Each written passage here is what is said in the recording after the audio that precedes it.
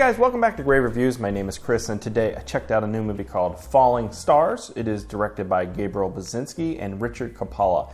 And the movie is about a world in which witches, like on brooms, come down every year and harvest people, making them disappear out of existence. And they do this by appearing as like falling stars. And if you see a falling star, that's actually a witch. And in this case, three brothers hear about a witch that was shot and buried from their friend, and they go and dig up this witch's corpse in the desert, and then some supernatural hijinks ensue, and we'll get into some spoilers here. The reason I watched this movie was because one of the lead actors, Poppa, stars in this, was also in my film Transient, and so I saw the trailer a long time ago when he showed it to me, and I thought it looked really interesting and unique. And that seems to be the case after watching the film. So this is a very minimal movie, minimal cast, minimal locations, minimal story, but it does a couple things really well.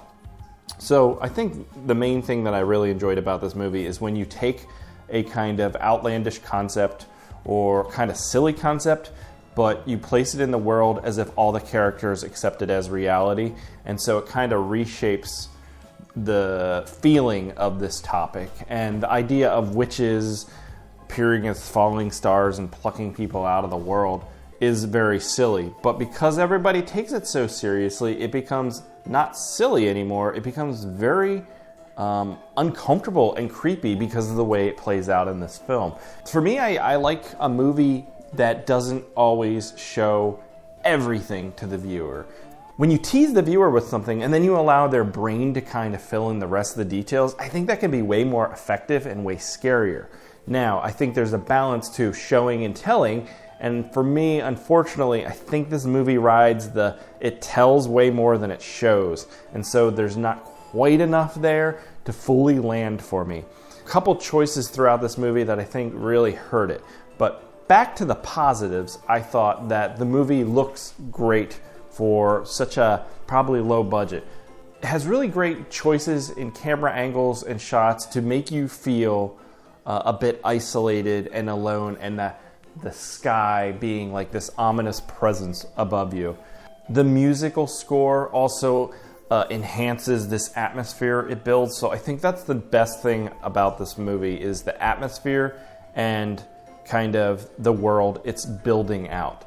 Now, the problem I have with the world it's building out is that most of the time you are told about this world in forced dialogue sequences. So the movie plays out following these three brothers, but it also interjects scenes with a DJ doing his radio show where he talks to people about these witches, and he kind of provides some exposition or some backstory about the legacy or the rules in which the witches operate, and it feels a bit forced and contrived at times. And it's also weird to me that in a world that we're supposed to accept that everybody is aware of these witches, that the leads all have to talk to each other about the rules of the world as if they are unaware of them and this is the first time learning it. Now I get it, you have to relay this information to the audience, so we have to be some sort of proxy for one of the characters while doing this. But it undermines the whole idea that this is a normal occurrence that people should fear.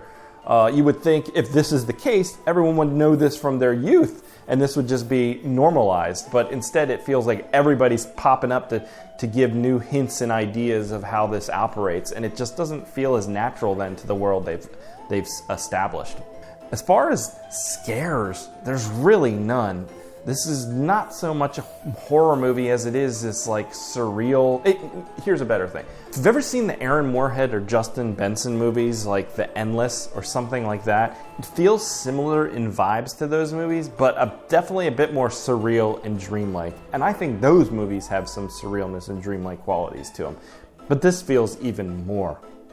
It has this brooding atmosphere the whole time, which is super effective. And the movie's runtime is rather short. I think it comes in at like an hour and 25 minutes. So it's not like it's wasting too much of the viewer's time. However, that's where I start to feel like these DJ sequences that are interspersed throughout the film almost feel tacked on to increase the runtime. There's a sequence I don't know, 3/4 of the way through the film that is just the DJ and his assistant arguing about whether or not to take the call from our lead character. And it's like, it just doesn't make any sense, because at the beginning of the film, the DJ says he wants to talk to anyone about these things. And then the assistant is pressing him on how important it is for him to take this call, and he just won't. And it's just frustrating from the viewer's perspective.